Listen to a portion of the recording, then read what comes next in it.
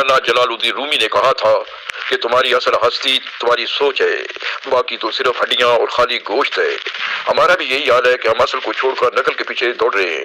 یہ گھاٹے کا سودا ہے۔ احتیاط و محتاط کے اس حساس دور میں انسان تنہا ہو کر رہ گیا ہے اور لوگ احتیاطی اور محتاطی کلوں میں محصور ہو کر رہ گئے ہیں۔ اس کیفیت میں اور ان حالات میں لوگوں کو ملنے اور مل بیٹھنے بھی کوئی نہیں دیتا۔ لوگوں کو احتیاط نے پتھر بنا دیا، آواز دو تو مڑ کے کوئی دیکھتا نہیں۔ حالات کی سنگینی نے جتنا انسان کو محتاط کیا ہوا ہے، اتنا ہی سونال نے واقعات کی رنگینی کو بہار میں بدلا ہوا ہے، اور سونال کو مہمان نوازی کی خوئے دل نوازی کی اداؤں سے سرفراز کیا ہوا ہے۔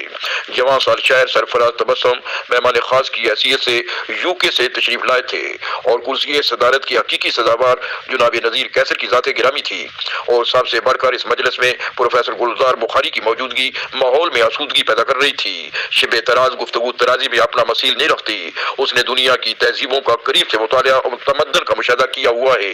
اپنی والدہ عذرا اصغر کے ساتھ جلوہ گر تھیں جناب آفتاب احمد خان، محترمہ عبیدہ کیسر، محترمہ بیگم شاہین زیدی، مدیرہ سہمائی نوادر، اور آپ کی بھانجی کے علاوہ ہمارے ملک کے نامور عالمی شہرت یافتہ گلوکار شوکت علی مرحوم کے فرزند دلبند امیر شوکت بھی جلوہ افروز تھے۔ میں نے بڑے بڑے شاعروں کو سنا ہوا تھا اور بڑے بڑے ادیبوں سے ملا ہوا تھا، مگر آج بڑے شاعر بھی دیکھے اور بڑے انسان بھی۔ نذیر کیسر وہ عظیم انسان ہیں جن کے دل میں انسانوں سے پیار اور محبت کے زمزمے بہتے ہیں۔ وہ بولتے نہیں، موتی رولتے ہیں۔ آج کی اس نشست کے وہ صدر بھی تھے اور نقیب نشست بھی۔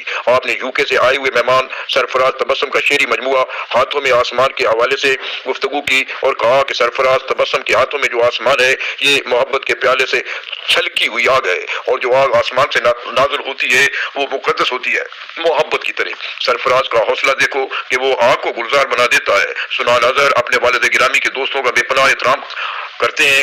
جناب گلزار بخاری، جناب آفتاب احمد خان نے اپنا کلام سامعین کی سماعتوں کی نظر کیا اور یہ سب کانوں کے ذریعے دل میں اترتے چلے گئے، مگر امیر شوکت نے سرفراز تبسم کی غزلیں سامعین کے دلوں میں سیدھی اتار دیں اور شوکت علی کی یادوں کے چراغ روشن کر دیے۔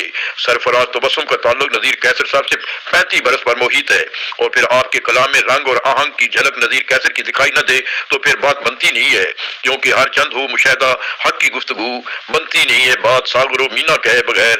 مجھے بڑی خوشی ہوئی ہے کہ گلزار بخاری صاحب نے کہا ہے کہ ہم خوش نصیب لوگ ہیں جو نذیر کیسر کے دور میں سانس لے رہے ہیں، اور آج سرفراز تبسم جیسے پاکستان کے فرزند بیرونی دنیا میں پاکستان کی نیک نامی کے چلتے پھر سے سفیر بنے ہوئے ہیں، جن کی جہاں تربیت والدین نے کی ہے وہاں انہوں نے اپنے استادوں سے بھی فیض حاصل کیا ہے، اور سرفراز نے تو پورا آسمان سر پر اٹھا لیا ہے۔ جس بار نے سب پر گرانی کی، یہ ناتواں اس کو اٹھا لایا۔ انسان کا جی چاہتا ہے کہ نذیر کیسر بولتے جائیں اور ہم سنتے رہیں، فقط اسی شوق میں پوچھیں ہزاروں باتیں، میں تیرا حسن تیرے حسن بیاں تک دیکھوں۔ نذیر کیسر بول رہے تھے اور ہم سب ہمت انگوش تھے، یوں محسوس ہوتا تھا کہ کوئی مہجبی خرام ناز سے گل کترتی چلی جا رہی ہو۔ محترمہ عذرا اصغر نے نذیر کیسر کا جب ایک شعر پڑھا تو میری روح گنگنا اٹھی، کیونکہ میں نے یہ شعر اپنی والدہ محترمہ کی وفات پر حرز جاں بنا لیا تھا۔ دیکھتا ہوں تو سبھی کچھ ہے سلامت گھر میں، سوچتا ہوں تو تیرے بعد رہا کچھ بھی نہیں۔